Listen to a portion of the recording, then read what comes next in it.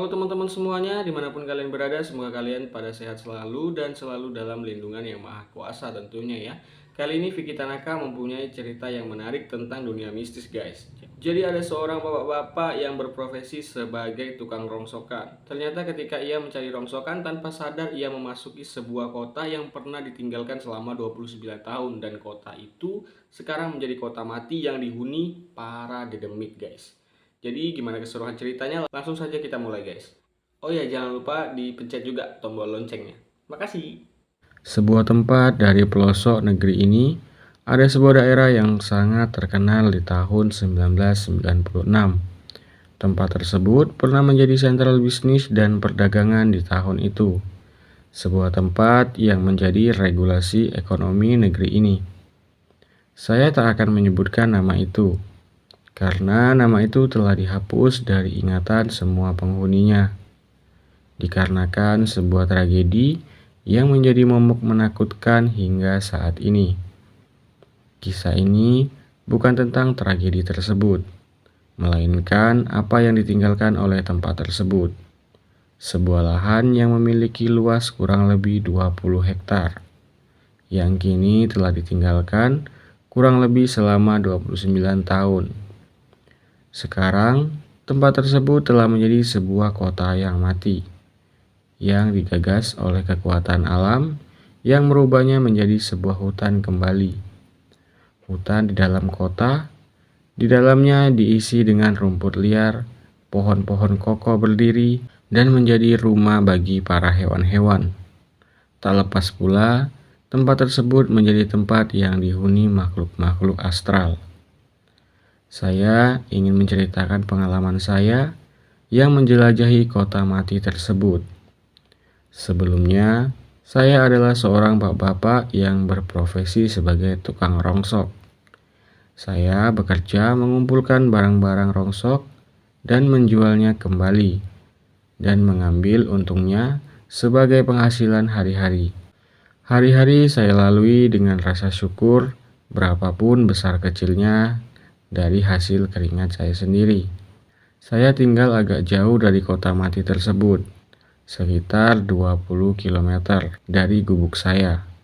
Saya kala itu sedang mencari barang-barang rongsokan untuk dijual kembali kepada pengepul. Saya pun seperti biasa berputar-putar di daerah tersebut dengan sepeda motor saya. Namun hari itu semua terasa sepi sekali. Rumah-rumah dengan pintu-pintu tertutup. Lalu lintas pun terasa sepi. Hanya beberapa masyarakat yang beraktivitas. Mungkin faktor mendung ya, kata saya dalam hati. Saya pun melanjutkan saja tanpa memperpanjang masalah tersebut. Tapi kok sepi ya? Sambil menarik gas motor, saya terus berkelahi dengan pikiran saya. Hari itu memang cuaca sangat tidak bersahabat. Awan-awan perlahan menjadi gumpalan hitam, dan hujan gerimis pun jatuh, menemani perjalanan saya. Kemana ya saya sekarang? Di sini sudah semua saya puterin dalam hati. Lalu tak lama setelah itu saya pun mencari warung atau pondok, karena semakin lama saya menyusuri jalan, hujan pun terasa semakin deras. Tak terasa, ketika saya mencari pondok untuk berteduh, sejauh saya berjalan, sama sekali tidak menemukan warung ataupun pondok. Ketika hujan makin deras, ditambah lagi dengan angin yang semakin membuat batas pandang menjadi menurun. Saat itu yang ada di dalam pikiran saya adalah saya harus menemukan tempat berteduh. Karena kiri dan kanan dari jalan itu adalah sebuah hamparan sawah. Ternyata saya telah keluar dari batas kota. Apa saya balik lagi ya? Kalau saya balik lagi, berarti saya nggak dapat rongsok. Dan akhirnya, setelah berpikir keras di bawah guyuran hujan, saya pun meneruskan perjalanan. Sekitar 1 kilometer dari jarak saya menemukan sebuah rumah makan di pinggir jalan. Wah, akhirnya saya bisa berteduh juga. Saya pun segera mendatangi tempat tersebut. Setelah sampai di depan rumah makan, saya pun segera menepikan kendaraan dan keranjang saya. serta mengamankan timbangan saya. Lalu saya pun mendengar suara perempuan dari dalam rumah makan. "Hujan mas," katanya. "Iya nih, numpang neduh ya mbak?" "Ya, silakan mas." Setelah saya memberi sapaan dari pemilik warung, hujan pun turun dengan lebatnya. Jaket saya kala itu basah, dan basahnya sudah sampai ke baju kaos saya.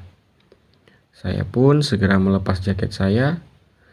Sebelumnya sekedar disclaimer, saya selama mencari rongsokan belum pernah keluar batas kota atau dari tempat saya tinggal. Tak lama kemudian setelah itu saya melihat mobil pick up yang melintas. Supirnya seperti melihat saya, yang membuat posisi duduknya berubah dan sedikit mencondongkan tubuhnya ke depan. Kenapa dengan sopir itu dalam hati saya? Saya pun membuka bagasi motor dan mengambil bekal makan siang. Di bawah guyuran hujan, saya menikmati bekal saya. Selang tak beberapa lama melintaslah sebuah sepeda motor dan berhenti di depan warung. Saya ketika itu langsung merespon dengan bahasa tubuh. Dan pria di jalan itu berkata, "Pak Ujan, jangan neduh di situ." Saya pun tidak terlalu mendengar suaranya. "Iya," saya jawab, sebagai jawaban yang paling fleksibel. Lalu ia pun tancap gas dari sana. Lalu saya pun melanjutkan menyantap bekal makan siang saya. Kenapa dia bilang hujan dan jangan di situ? Terus kenapa dia tidak berteduh? Sambil mengunyah dan berpikir membuat saya seperti makan dengan tatapan kosong. Selang tak beberapa lama, wanita di dalam warung keluar dengan membawa segelas teh hangat. "Wah mbak, saya nggak pesan," ungkap saya. "Nggak apa-apa pak, itu untuk bapak," ujarnya. "Oh gitu, terima kasih ya mbak." Seperti itulah obrolan singkat kami. Lalu datanglah perempuan parubaya yang keluar dari samping warung. "Mau kemana pak?" katanya kepada saya. "Mau cari barang bu." Ia pun langsung menatap keranjang kosong saya. "Oh, nyari rongsok. Kenapa nggak nyari di sana?" katanya sambil menunjuk sebuah jalan perempatan. "Emang di sana ada kampung bu?" kata saya menyambut ucapannya. "Lah itu kan kota," kata dia. "Di mana bu? Ini kan pematang sawah semua." "Dari perempatan itu, bapak ke kiri, terus lurus saja." "Oh gitu." Saya pun langsung mendapatkan sebuah harapan. Mungkin di sana ada rezeki saya. "Iya bu, nanti saya ke sana." Ia pun langsung masuk ke dalam membawa bakul. Namun anehnya, bakul tersebut tertutup kain hitam dan mempunyai bau amis serta bau bangkai yang menyengat sangat kuat, seperti bau ikan mati yang sudah berhari-hari. Saya pun sembari terus mengunyah bekal. Ketika selesai makan, saya pun meminum teh yang mbak itu suguhkan. Ketika air tersebut sampai di tenggorokan, saya pun memuntahkannya kembali. Dan ada sedikit dari air tersebut yang sudah tertelan. Dalam hati saya berucap, kok air tehnya sepet banget ya? Apa basi tehnya? Tapi tehnya masih hangat. Saya pun membilasnya dengan air yang saya bawa. Hujan pun mulai reda, awan hitam mulai pergi dan cakrawala membentang, seolah menyuruh saya agar bersiap. Saya pun mengelap sepeda motor dan mulai beranjak dari sana. "Mbak, terima kasih," kata saya. "Iya mas," suara dari dalam menyahut. Berbarengan dengan suara mendesis. Saya pun tak ambil peduli dan langsung memulai perjalanan kembali. Ketika sampai di perempatan yang dimaksud, jalan ini lurus dan beraspal. Untuk kanannya jalan ini ada forbidden atau terdapat palang yang bertuliskan tanah ini milik TNI Angkatan Udara. Dan jalan sebelah kiri beraspal namun dipenuhi rumput liar. "Ah, masa di sini?" ujar saya pada diri sendiri. "Seperti tidak ada orang yang lewat sini." karena semua rumputnya berdiri kokoh dan tebal. Saya pun tidak ada pilihan selain mencobanya. Baru sekitar 20 menit saya berjalan, ternyata hanya bagian depannya saja dalam hati. Ini adalah sebuah kota, kata saya. Apa mungkin di sini ada rongsokan? Saya pun memperhatikan aktivitas orang-orang di sana dan menemukan sebuah gang. Ah, coba di sini, pikir saya. Saya pun membunyikan klakson untuk membuat suatu tanda jika saya adalah pembeli rongsokan. Lalu ketika itu ada ibu-ibu yang menyetop saya. Pak, katanya, saya mau menjual mesin jahit saya. Oh, boleh, tapi hanya besinya saja ya. Kayunya tidak dihitung. Iya, Pak, kayunya juga sudah terbakar, katanya. Lah, kok dibakar? Kata saya dalam hati. Ketika saya melihat mesin jahit itu, saya pun membantunya mengeluarkannya dari dalam rumah. Ketika saya memasuki rumah tersebut, terciumlah bau daging yang terbakar, bau angus yang bercampur sedikit busuk, dan saya pun tidak menanyakannya, takut ia akan tersinggung. Dan saya harus menahan nafas selama mengeluarkan mesin itu. Ketika saya menimbang dan akan membayar, ia mengatakan, "Nggak usah Pak, buat Bapak saja." Setelah itu ia pun berlalu. Tak lama berselang, ibu-ibu dan beberapa orang pun meminta saya membawa barang-barangnya. Lagi-lagi, saya mencium bau daging terbakar. Ini apa sih, kata saya? Kok pada bau terbakar? Dan semua barang-barang yang saya terima juga tidak ada yang utuh. Selain bekas terbakar, ada juga bekas seperti melonyot. Melonyot artinya meriut atau menciut dari bentuk aslinya. Ketika selesai mengemasi barang-barang tersebut, saya senang sekali dalam hati, karena sama sekali tidak mengeluarkan uang sepeser pun. Mereka semua memberi dengan cuma-cuma, seakan ingin barang tersebut diselamatkan. Saya pun belum ngeh ketika itu.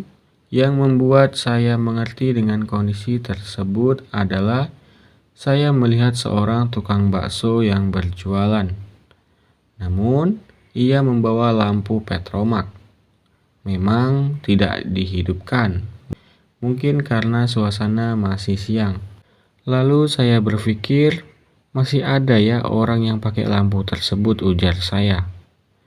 Lalu ketika saya mencapai ujung gang, ketika akan berbelok, seorang anak-anak tiba-tiba berlari, namun dengan kepala yang tertancap ujung kayu.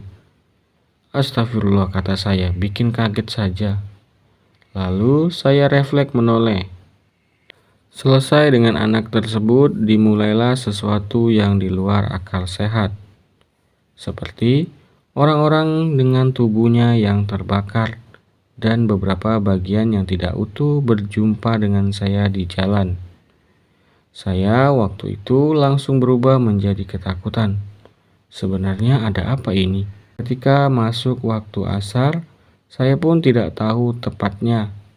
Hanya saja matahari seakan-akan turun yang menunjukkan bahwa hari telah menjelang sore. Orang-orang yang semula beraktivitas seperti biasa mulai berubah dan sebagian yang lain masuk ke dalam rumah.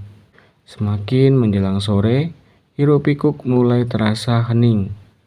Dan secara perlahan dunia berubah, yang tadinya sebuah kota perlahan berubah menjadi hutan.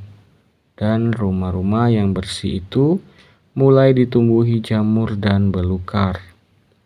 Seolah-olah saya memasuki universe yang lain. Saya pun yang ketakutan dengan cepat memacu sepeda motor. Namun jalan yang saya lalui tidak ada lagi. Ketika saya menoleh ke belakang, semua sudah 100% berubah menjadi tembok-tembok dan bangunan yang diisi oleh hutan.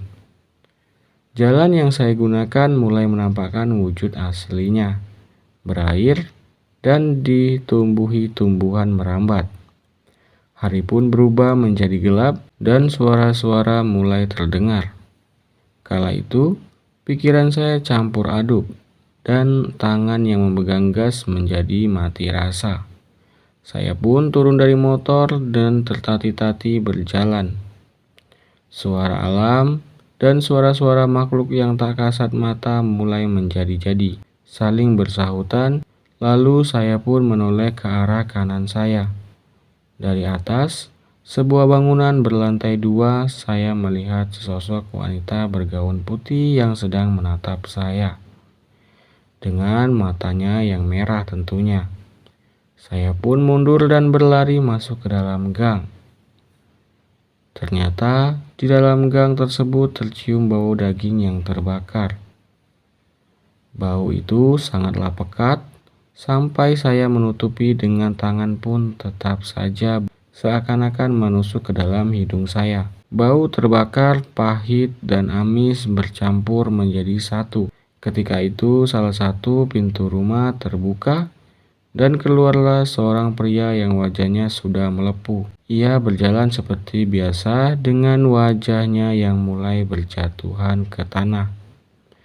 Saya pun ngibrit lari. Tanpa sadar, air hangat mengalir di sela-sela paha saya. Pantas saja ketika saya berteduh, semua orang keheranan. Jangan-jangan tempat tersebut ada hubungannya dengan ini. Tak terasa, hari pun telah benar-benar menjadi malam. Beberapa penampakan muncul dan menghilang di depan dan belakang saya. Saya pun hanya bisa berlari ke sana kemari, keluar masuk rumah-rumah yang sudah terbakar, dan beberapa kali ditampakkan penderitaan mereka. Entah apa sebabnya. Ketika itu muncullah beberapa makhluk yang biasa kita kenal dengan sosok yang tinggi besar menyerupai beruang, dengan taring dan matanya yang menyala-nyala. Disusul dengan beberapa makhluk yang menggelinding di jalanan. Makhluk tersebut menyerupai kelapa, namun ia memiliki wajah. Mungkin karena di sini digenangi air dan sudah menjadi hutan, maka ini adalah rumah bagi para dedemit. Ada sesuatu yang membuat saya shock dan tidak bisa bergerak serta mematung. Adalah sosok makhluk gaib yang tidak memiliki kepala berjalan dan menghampiri saya, dan ia mengarahkan kepalanya kepada saya. Dengan wajah yang seperti daging matang, ia pun menatap saya. Di situ, saya tidak kuat lagi menahannya dan akhirnya saya pun pingsan. Entah berapa lama saya pingsan, ketika saya sadarkan diri saya terbangun berada di sebuah gedung kosong yang dipenuhi air. Ketika saya menyenderkan tubuh saya ke dinding, tiba-tiba ada sesuatu dari plafon jatuh tepat di antara kaki saya. Ternyata itu adalah makhluk yang memiliki ciri tubuh yang aneh. Setengah tubuhnya seperti bagong dan bagian dadanya seperti punuk. Dan kepalanya adalah kepala manusia dengan wajahnya yang tidak memiliki bola mata.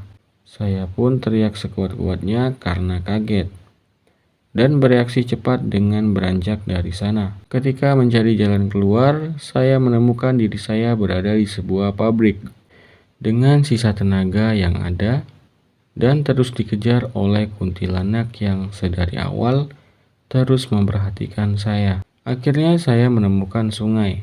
Saya pun menceburkan diri ke sungai di tengah malam itu. Sembari mengikuti aliran sungai, saya pun menepi di bawah sebuah jembatan. Saya pun menaiki dinding jembatan dan menemukan jalan raya. Sambil tertati-tati berjalan, ada sebuah mobil sayur yang melintas.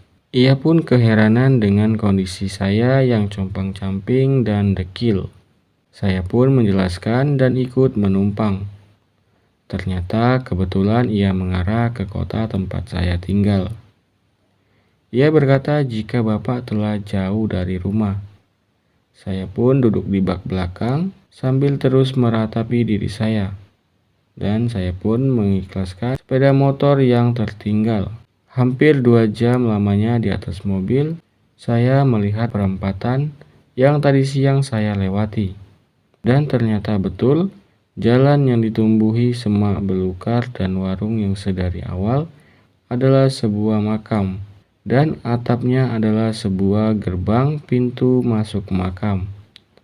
Ketika saya sampai rumah, saya pun harus mengikhlaskan kuda besi saya, dan kala itu istri saya pun mengikhlaskannya.